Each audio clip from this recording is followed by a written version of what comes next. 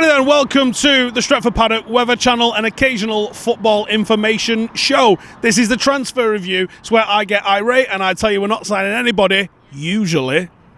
It's a transfer review.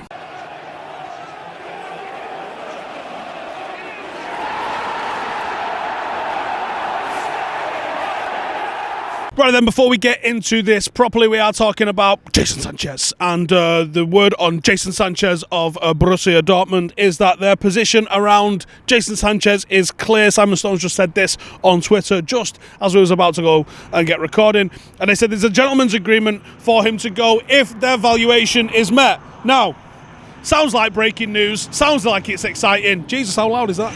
Not really that exciting. Not really that breaking. Not really news. This has been the case for 2 years. 2 years. It's always been the same thing. Jadon wants to come to United. United want him. Dortmund are holding out for a big fat fee, but that might be about to change, and it might have taken a step up too. You wait a minute. I'm going to give you the rating in a minute. Just sit down though. Get ready. Maybe put a brew on. Maybe go like stare out the window for a little bit. Relax. Breathe. In through the nose. Out through the mouth, like that. Right, here we go. Right, so United are in negotiations. Oh, no one's been saying that before. In negotiations. They want to commit to £80 million as an opening bid, but Dortmund want an extra 20 million in achievable add-ons. So probably not winning the league, and probably not winning the Champions League, and probably not a Ballon d'Or clause either. Which, to be fair, I'd be throwing in Ballon d'Or clauses all over the show. Because you know what? If he wins it, fucking sound. That would be the happiest check you'd ever sign, wouldn't it? What am I doing? I've got to pay Dortmund 20 million. Why? That Jason Sanchez fella just won a fucking Ballon d'Or, hasn't he? Oh, mint. Nice one. Anyway, and they're saying there is an openness to compromise at Old Trafford. Sources sound positive at this stage, and this is coming from Laurie Whitwell in That They're Athletic. And apparently his personal terms have been agreed since last summer. This has surely got to be a tap-in. Rashford's agent didn't help by pouring complete petrol on it last night. Cheers, Dwayne. And getting everybody in a tiz. They might be playing together soon. Well, yeah, next week for England. Nice one. Anyway, do I think Jason Sanchez is going to be becoming a Manchester United player? I think last week we was giving it a 3, weren't we? Or maybe even a 4. I'm bumping it up to 6.5. 6.5. It's not over the line yet. Maybe we go another week and it changes. The only reason I've not gone to like an 8 or a 9, and we'll get there, I'm sure, it's just whether we get there in another week by the time I'm doing this video again. Because the next time I'm standing out here, the Euros have started. Do you know the Euros that meant to happen last year? It's happening this year. Still calling it 2020 though. Great trivia question in the future. What year did Euro 2020 take place? 2021. Correct. Right, here's the thing. A week out from the Euros, no way does even a shit manager like Gareth Southgate be like, yeah, just fuck off for a day and go and sort some personal shit out. Why don't you do some shopping while you're out? I think everyone's on England focus now. And even if all of these terms are getting agreed in the background, the big thing that you have to go and do, a medical, is not a prayer. I will be absolutely shocked if that happens and we complete this deal before the Euros starts, like in 6 days. So I'd be very, very, very surprised if we manage to complete this. We might complete everything up to this. We might have agreed with Dortmund, and seemingly we've agreed with Sancho for a year, on how his personal terms are going to go.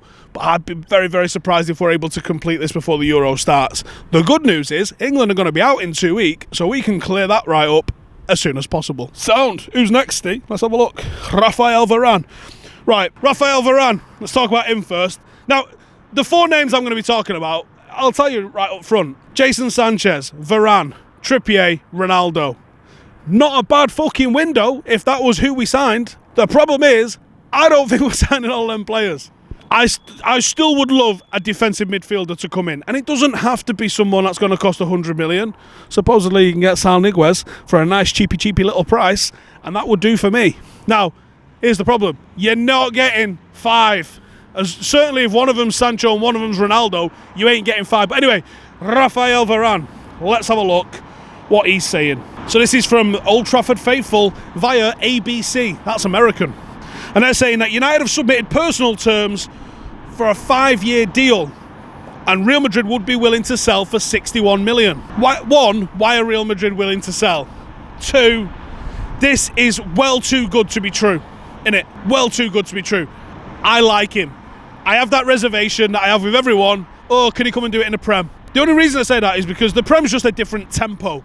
It's not necessarily a higher quality, it's just more intense. It's like, you go to the Championship, it's not necessarily more tactical, but it's a lot more fucking having some of that in it, which makes it harder at times. So I just wonder, sometimes it's coming from playing in Spain where, as a defender, you'll get a little bit of time on the ball, and international football, which is slower than old people fucking, right? Does he come to the Premier League and look a bit daft? Or does he just not have the time on the ball? Or something like that. I just have a little tinsy-weensy bit of a reservation. I still think he's an upgrade on Lindelof though, so, swings and roundabouts. Varane to United though, I can't give it more than a 3 out of 10. I can't. I need to be seeing some, archive photos of him in a United shirt just appearing on social media out of nowhere seemingly. Then we can get excited. Let's go 3 out of 10. Kieran Trippier, right then. This is in the formerly great local newspaper, now just reputable online blog. And it's also in several other places. And there's also some talk locally that this is happening in a big way. His family's basically just United, and that's a big thing. He's out of contract in the summer. Supposedly was considering a bid after the last offer got delayed because of the old betting scandal. Ooh, a betting scandal? That must have been hundreds of millions of pounds that was getting weighed in. Not really. He told a mate he was signing for Atletico Madrid and he put 20 quid on it. Yeah, 54 bookies went bankrupt with that. Anyway, so that was the betting scandal. He got banned for it. It's clearly not a good move, is it? It's also why it's harder to find out who's actually moving places. But Kieran Trippier to United. Here's the weird one. All of us, myself included, think that he's probably coming to be Aaron Wan-Bissaka's understudy. But old Gaza Southgate has left Wan-Bissaka at home and he's taking Kieran Trippier to the Euros. So how's the guy that's a backup being the one that's actually playing for his national team while the guy who's at home supposedly walking around the Trafford Centre, isn't he, Cam? Yeah, I think Cam saw him in the Trafford Centre the other day. Was he alright? What did it smell like? Smelled good, yeah. I bet it smells good. Anyway, right, so that doesn't make a hell of a lot of sense. I also would like a penny for the thoughts of Ethan Laird at the moment. Got told, go out on loan, smash it. He did both of those things. And now seemingly they're buying in an attacking right back who's pretty much just clogged up your opportunity to go into the first team. That's not a great move. So, here's the thing. Kieran Trippier to United though, Stevie's going to say 9 out of 10, lads. Ooh, fucking hell. The 0 out of 10 show, we're averaging at the moment 6.15. According to this, it says Cristiano Romero. I think he means Cristiano Ronaldo. You might have heard of him. Oh, no, Cristiano Romero.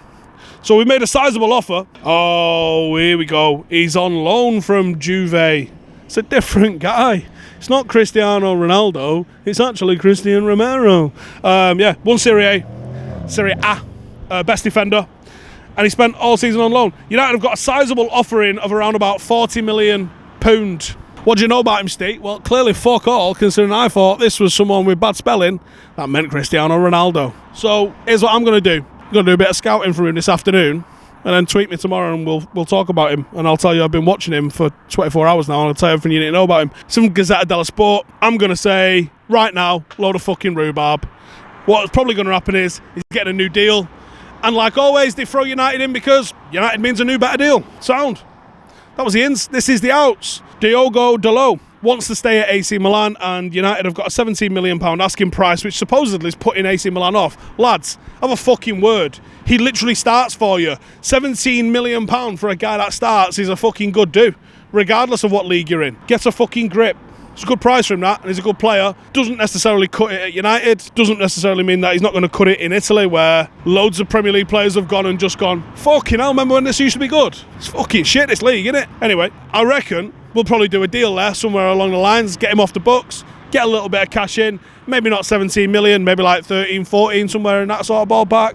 But yeah, I'd say Romero to Milan, let's give it a 7 out of 10, which puts us like right bang in the today's ratings average. It's like 7 out of 10, 6.5 out of 10, something like that, innit? Wowzers. Who'd have thunk it? Absolute scenes. Make sure to subscribe. There's all sorts of stuff going off for the Euros. Make sure you stick around for it. Know what I'm saying? In a bit. Oh, fucking having some of that, innit?